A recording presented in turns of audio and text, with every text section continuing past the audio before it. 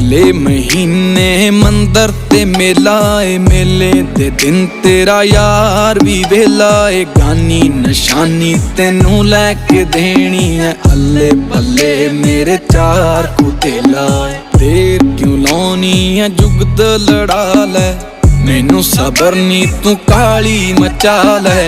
भूआ जा मासी जा चाची नू कह के कर तेरे मेरी तू गल चला लै।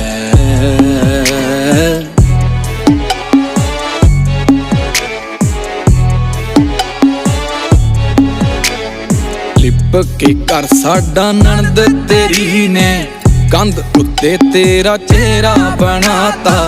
चेहरे दे नाल कोई काला जवा के ओदे मथे उत्ते सेरा सजाता। पता लगा तेनू शौक फुल्लां दा, फुल्लां दा राजा गुलाब ही है।